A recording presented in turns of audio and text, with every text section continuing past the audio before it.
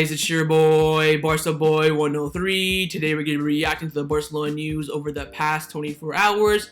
We're going to be talking about how Barcelona are preparing a €70 million bid for Dani Olmo in the January transfer market, and how talks have begun with Ousmane Dembele over a contract renewal, and also how Barcelona rejected Ndombele and Aurier as part of the Emerson Royal deal going to Tottenham Hotspur. Give you guys some injury updates around the Barcelona as well. Had the game against Bayern Munich in the Champions League, about Jordi Alba, Serge Aurier, Dest, and Martin Braithwaite as well. And also the home kit for next season has been leaked and confirmed, and I will show you guys that. But before we get into it, make sure you guys smash that like button down below. Let's try to get to 200 likes in this video. It'd be very much appreciated. Also make sure you hit the subscribe button down below if you haven't already, and let's get into it. Before we get into this video is sponsored by the One Football app. It's an absolutely brilliant football app that I've been using now for the past few years. It's the best in my opinion. It has everything you need: breaking news, transfer news, videos. You have all the matches in the top 5 leagues in one spot, or you can even add more leagues. I believe it has 160 different leagues. And also you can follow your favorite football team. Of course, for me, it's going to be Barcelona. You can have,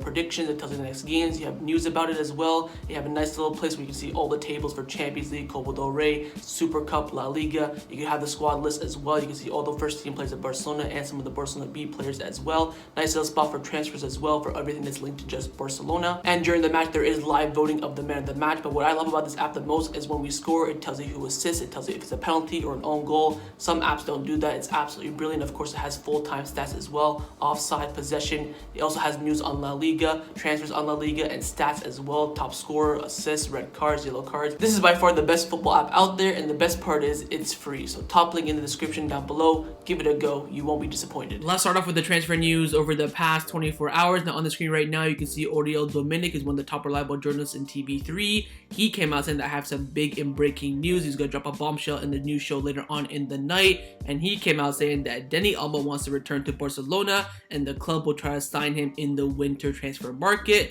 He also came out saying that Barcelona have €60 million to spend in the winter transfer market coming up.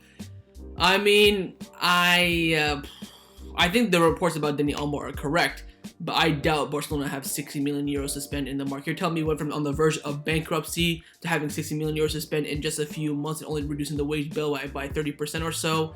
I'm not quite too sure about that. But the Dani Olmo links, they are real. Esport3 came out saying that Barcelona are preparing a €70 million offer to seal Dani Olmo's transfer in the winter transfer market. Mateo Morito from Sky Sports came out back in that statement, but only half of it, saying that Dani Olmo is a true goal for Barcelona. The Spanish club will try to sign him in the coming months, i.e. the January transfer window. Again, Mundo Deportivo came out back in that statement as well, saying that Dani Olmo is one of Barcelona's objectives for 2022. The Barcelona executives like Dani Olmo very much, as well as Matteo Alemany. The young versatile forward fits the profile for several reasons. He's technical, he's tactical, and also a former academy player. Now, a few days ago, actually, Dani Olmo came out speaking in the media about how he's living with Barcelona on deadline day. And he came out saying that Barcelona, for now, I'm focused on the season with Leipzig. I'm fine here. Nor was there even time to think about a transfer during that time, because everything was happening so fast. Now, Dani Olmo is a fantastic player. Would I take him at Barcelona? Absolutely. But for €70 million, are you freaking mad? 70 max, absolute max, with agent fees, variables, whatever, max, I would spend 40 million on him. RB Leipzig bought him for 20 million from Dynamo Zagreb. I am not paying 70 million euros for him. And also, go check out my Twitter, by the way. I gave you guys a list of where Dani Olmo fits in this team. He can play left wing, left center mid, and cam. At cam, we have Depay, Coutinho, Pedri. On the wings, we have what? Braithwaite, Ansu Fati, Depay, Dembele. We have Trincao on alone. We have Coutinho who can play there as well. Left center mid, you have Pablo Rave, Ricky Puig. You have Pedri himself, Coutinho who can play there. There is no room for him at the moment. I've been saying this since day one. Dani Olmo, he's like a good bonus player. But of course, the priority has to be the defense. Our defense is shocking. Get Jose Gaya in. 70 million can activate Erling Haaland's release clause. And the board want to spend that on Dani Olmo. Nah. There are priorities. If you want to bring in Erling Haaland, Jose Gaya, and then bring in Dani Olmo as a bonus, I'm okay with that. But there are priorities. We need a striker, a center back, CDM, and a backup left back for Jordi Alba. Even, a better one than him to, take over from him very, very soon. Jose Gaya, 25 million. Erling Haaland, of course, 75 million plus money for his, agent, his mom, his dad, his brother, his sisters, and uncle. Yeah, I get that. But just activating his release clause is what's going to cost the Dani Olmo fee. It doesn't make sense to me whatsoever. I mean, he's a fantastic player. Does not fit the Barcelona squad right now. There are too many players in the position that he already plays in.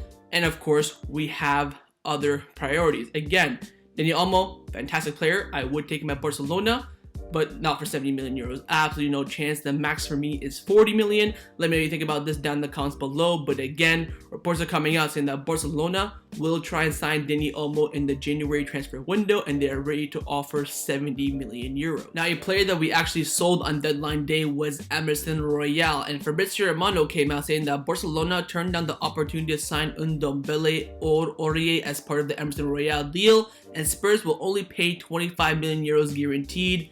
No variable. So two things to talk about there. One, we're getting only 25 million. For me, I think that's very, very low, especially for the fact that we spent around like what 20 million to bring him in, buying him from Brazil, all that loan fee and stuff. In the end, we make a little bit of money. For me, like I said in the live stream when the rumors are coming out, 40 million would have been an offer that I would have taken, and they only took 25 million. So I think it's a bit too low. Anyways, even the fact there's no variables as well, but it is what it is. But they were offered Ndombele and Aurier, and Barcelona rejected both of them. Now, of course, Aurier makes complete sense, but Ndombele is a big question mark for me. I think as a midfielder, he's kind of what we're looking for, that profile, that physical, strong midfielder. But I understand he has attitude and training problems, all that sort of stuff. I think it was the Ndombele from Lyon.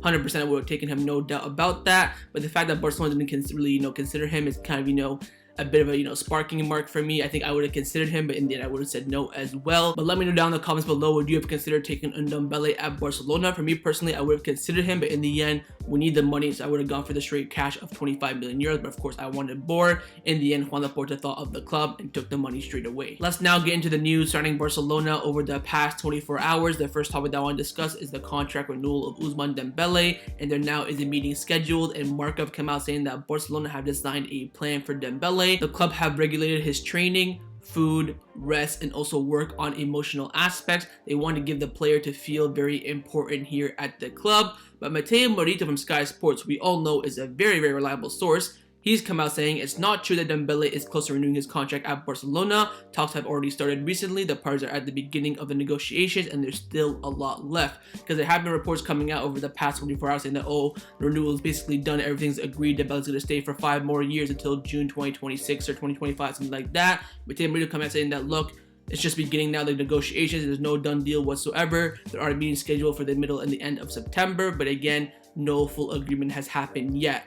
I believe that Ousmane Dembele will stay at the club. He's taking the number 7 shirt, and of course, I don't think he will play until he signs that contract renewal. Of course, Coleman hinted to that in his interview that he did on Monday with Mundo Deportivo and Sport. So in order for him to play for Barcelona again, he has to sign that contract renewal so he gets fully fit and he does end up playing. I think that means that he will sign the contract, but if he gets fully fit and does not play, that means there's no agreement in his contract renewal. But of course, they want to sign that contract before he comes back from injury. Right now, he's reportedly going to come back end of October, beginning of November. So wait and see, but the negotiations for Ousmane Dembele's contract renewal have begun. Let's now discuss some of the injury updates around the first team of Barcelona ahead of the match against Bayern Munich on Tuesday in the Champions League. Firstly, on Jordi Alba, coming in from having been guilty from AES, and he's come out saying that Jordi Alba did not complete the entire training session yesterday with the group, but he will be ready for the game against Bayern Munich on Tuesday. So Jordi Alba did take part in the training yesterday, and he did so today as well, but yesterday he did not complete it fully. Right now, it's still the morning time for me during the training, so I don't know yet whether or not he completed the training or not. But yesterday, did not complete it, but Alfredo Martinez on the video came out saying that the left back confirmed that he will be able to play for Barcelona against Bayern Munich on Tuesday.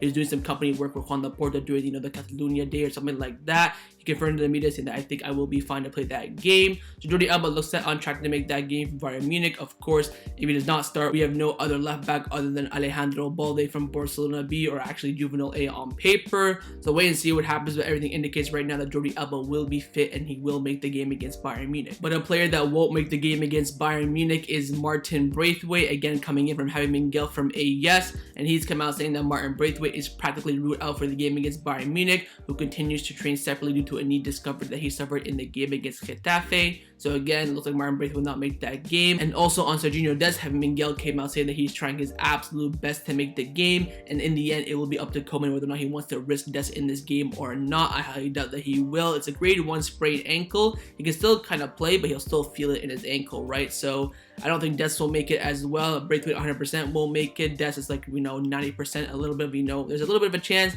We're going to need that miracle to kind of push it over the edge. So Braithwaite and Dest, very, very unlikely to make that game against Bayern Munich in the Champions League on Tuesday. Now, the final topic that I want to discuss before I end off this video is that Barcelona's home kit for next season, the 2022-2023 season, has been leaked and confirmed as well. Now you might be wondering, why is next season's home kit being leaked right now? First of all, it usually gets leaked around March, February time, and secondly, we barely started this season, only played like 4 games. The reason why is that Nike need the design as soon as possible. Remember that deadline that we've been talking about over the past few weeks. And also, Barcelona have to seal the deal for a new shirt sponsor as well by the end of October. And Joan Laporta and his board have approved this shirt for next season. As we all know, the 2022-2023 second kit will be that goal strip from 2002, the one with Ronaldinho when he scored against Chelsea. We already talked about that a few weeks ago. But this will be the home kit. Now let me know what you think about it down in the comments below. For me personally, it's not crap, but it's not great. It's very, very, average. I think no one can really be disappointed with this. It's, as basic as you can get. It's not that bad in my opinion. Here's the back and here's the front in, its full display. I give it like, an average 6, right? It's not terrible. It's not great. It'll do. I think Barcelona just wanted to find something quickly that we can get the shirt sponsor, get the deal with Nike, get the shirts printed, ready to go, all that sort of stuff. Seal a deal with Nike as well and sign a proper contract. And of course, they had a deadline for end of October to approve a design. They've approved this, and I think, what? It's not going to do any harm. Of course, it's way better than this season's kit, no doubt about that. Against maybe, the Champions League kit, I think maybe this kit's a little bit better because I think, the Champions League kit has, more meaning to it, has like, the Barcelona, background kind of thing. This is, your typical strips and stuff. And also, this will go really, really well with that goal kit as well as, first and secondary kit. I think that will go really well together. Overall, though, I'd probably give it a 6 out of 10. But again, let me know down in the comments below what you think about it. Give me your rating on 1 to 10, 10 being fantastic and 1 being absolutely crap. For me personally, I'd probably give it a 6.5, 6 out of 10. So that was my reaction to the Barcelona news over the past 24 hours. Hopefully you guys enjoyed this video. If you did, make sure to leave a like and of course some of your thoughts down below in the comments on everything we discussed. But the main thing I want to know firstly about Barcelona bidding 70 million euros for Dani Olmo in the January transfer window. What do you think about that? Would you take him at Barcelona, or do you think the price is just too much? Secondly, on Ndombele being part of the Emerson deal to Tottenham, would you have taken him or not? And lastly, you're rating for the home kit for next season. And also make sure you hit the subscribe button down below if you haven't already. And I'll see you guys next time on the channel. Take care and Forza Barca.